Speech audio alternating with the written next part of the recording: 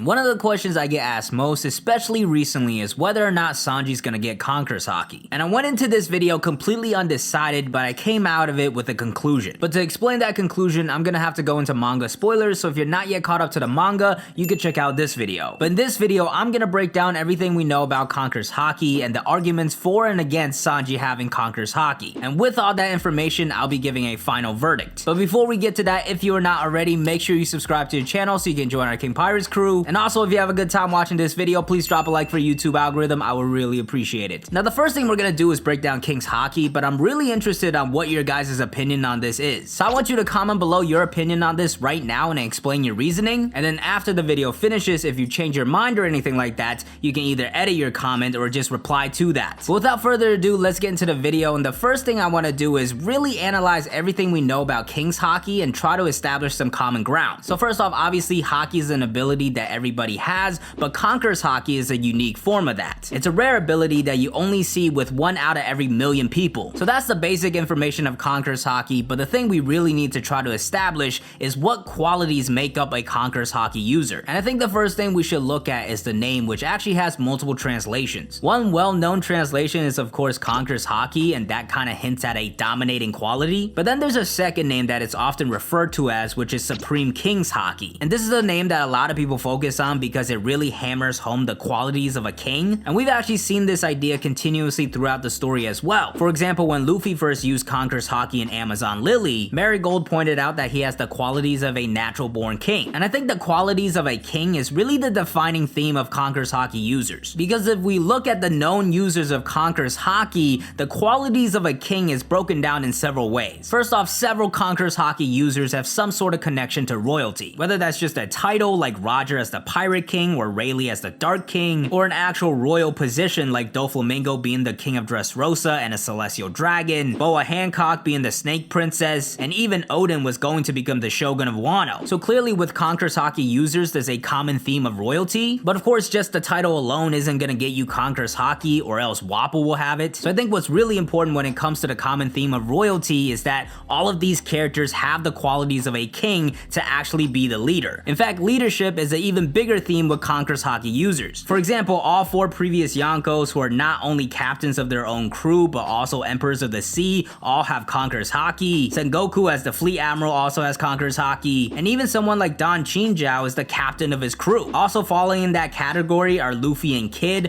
who are not only captains but still have that same drive and ambition to be the Pirate King. So with the vast majority of Conqueror's Haki users, they're either in a leadership position or have a royal title or connection. In fact, there's really only 4 people that fall out of that category, and that is Katakuri, Zoro, Ace, and Yamato. Yamato technically is referred to as the Oni Princess, but she's definitely not treated like one. So honestly, I think these 4 are kind of the anomalies, and we could really look at them to figure out what's really the defining qualities of a king. And I think the first thing we have to point out is that with Yamato, Katakuri, and Ace, part of the factor that plays into it might be lineage. Now, of course, lineage alone is not enough to give you Conqueror's Haki, or else Big Mom would have a crew of Conqueror's Haki users. But I do think it probably helps your chances a little bit as long as you also have the qualities of a king. But besides that, I think there are 2 more things to really examine when it comes to these 4 people, and that is leadership potential and ambition. Leadership potential is essentially a roundabout way of saying that they could be the leader if they wanted to, which once again ties back to them having the qualities of a king. And I think with these 4 characters, even though none of them are in leadership positions, they definitely still have those leadership qualities and could lead if they wanted to. Katakuri, for example, was leading the show in Whole Cake Island. Like honestly, it feels like the Big Mom Pirates would kind of fall apart without his leadership, and the vast majority of his siblings not only respect him, but would probably nominate him as the captain if Big Mom goes down. In fact, that was literally a conversation that they had when Big Mom fell off the waterfall. Zoro is also similar, as we've seen him step up as a leader many times in the story, to the point where there's been several characters that have said that he could be his own captain if he wanted to. And then there was Ace, who was literally the captain of his own crew and progressing rapidly before he joined Whitebeard. The only one that really hasn't shown leadership qualities is Yamato, but it's still way too early to tell. But I think at some point in Wano, she will showcase leadership qualities as well. So with that said, I think we can conclude that you don't actually need to be a king or be in a leadership position to have Conqueror's Haki. You just need to have the qualities to do so. And I think this idea ties into what Don Chinjiao told Luffy, where he said in the New World there are a lot of people that have the qualities of a king, but in the end there will only be one supreme king that could become the Pirate King. But besides that, another Another factor I want to discuss is ambition, because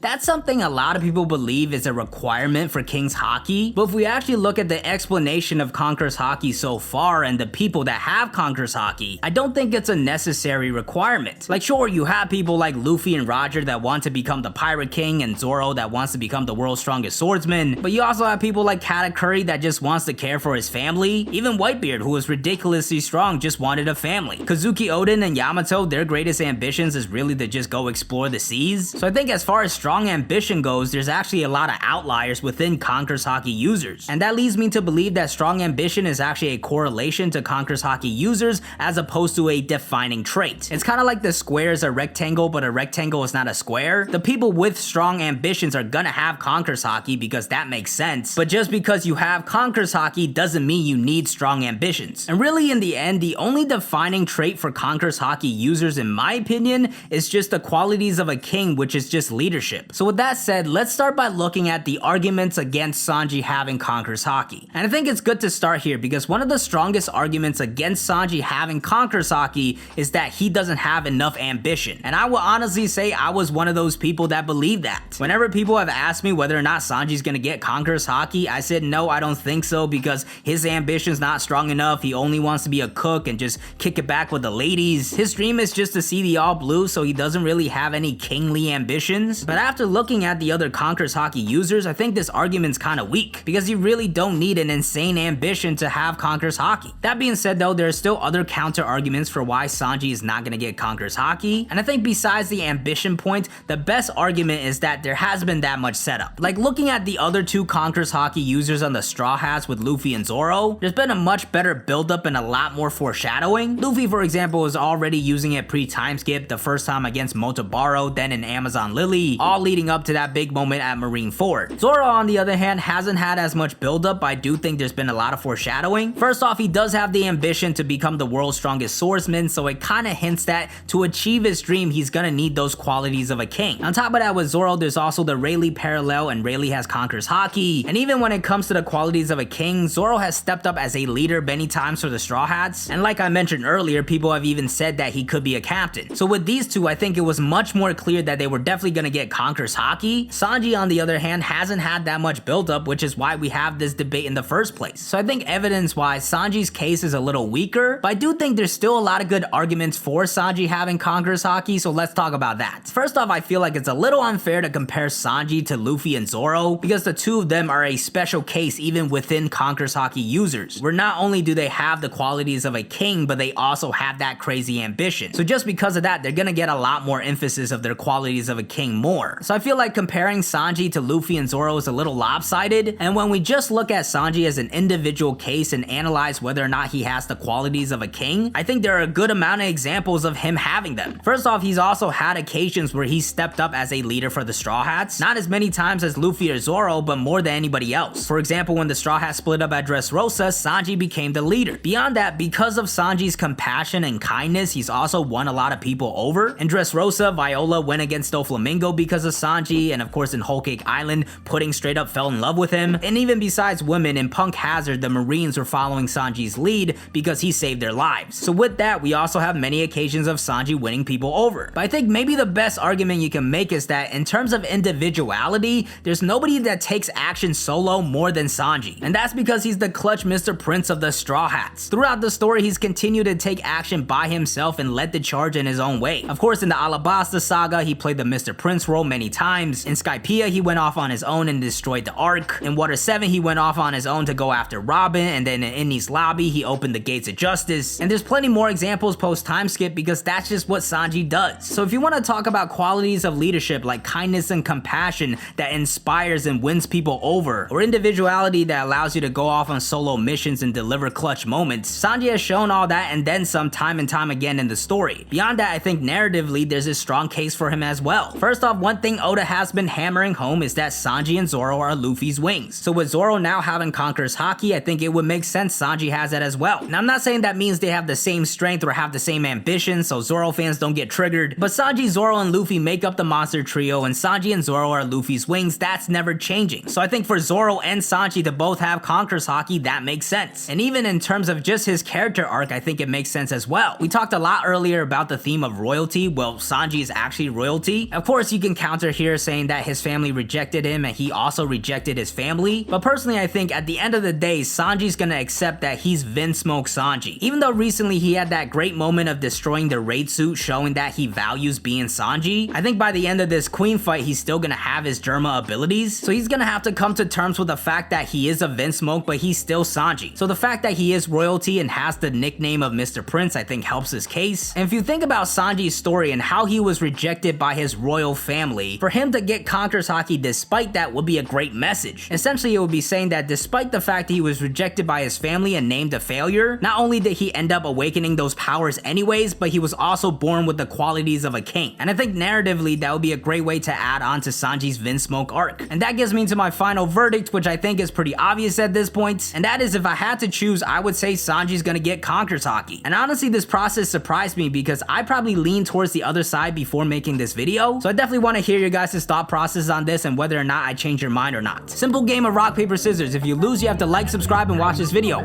Rock, paper, scissors, shoot!